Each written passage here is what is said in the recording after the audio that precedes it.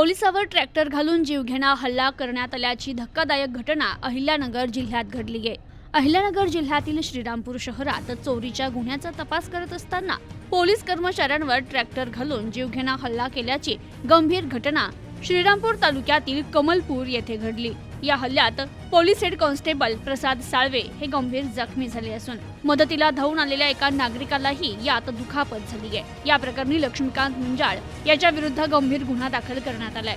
श्रीरामपूर शहर police station येथे दाखल गुन्हा 1103/2025 अन्वये टाटा कंपनीचा टेम्पो 709 चोरीस गेल्याचा गुन्हा दाखल असून याच गुन्ह्याच्या तपासादरम्यान गुप्त बातमीदाराकडून चोरीस गेलेला मुद्देमाल संशयित आरोपी लक्ष्मीकांत मुंजाळ याच्याकडे असल्याची माहिती मिळाली। त्यानुसार पोलीस कमलपूर येथे सापळा रचून थांबले। दरम्यान सकाळच्या सुमारास आरोपी हा निळ्या रंगाच्या ट्रॅक्टर ट्रॉलीत वाळू आणि दूध कॅन घेऊन दूध डेअरीकडे येत असताना पोलिसांनी त्याला अडवत ओळख सांगत चौकशीसाठी खाली उतरण्यास सांगितलं। मात्र आरोपीने अचानक ट्रॅक्टर सुरू करत मला अडवलं तर तुम्हाला ट्रॅक्टर खाली चिरडून टाकेन अशी धमकी देत पोलिसांच्या दिशेनं ट्रॅक्टर भरधाव वेगानं चालवला। यात पोलीस हेड कॉन्स्टेबल प्रसाद साळवे यांच्या अंगावर ट्रॅक्टर गेल्यानं त्यांचा उजवा हात चाकाखाली येऊन रक्तबंबाळ झाले, तर पाय आणि शरीराला देखील गंभीर दुखापत झाली आहे। याच वेळी मदतीला धावून आलेले बाबा इमाम सय्यद यांनाही ट्रॅक्टरचा धक्का बसून डोकं आणि पायाला मार लागलाय,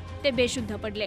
प्रसंगावधान राखत पोलीस कॉन्स्टेबल अजित पटारे यांनी झटापटीत ट्रॅक्टरवर चढत ब्रेक दाबत वाहन थांबवलं आणि आरोपीला ताब्यात घेतलं। जखमींना श्रीरामपूर येथील खासगी रुग्णालयात दाखल करून पुढील उपचारासाठी अहिल्यानगर येथे हलविण्यात आले। या घटनेप्रकरणी आरोपी लक्ष्मीकांत मुंजाळ याच्या विरुद्ध गुन्हा दाखल करण्यात आलाय।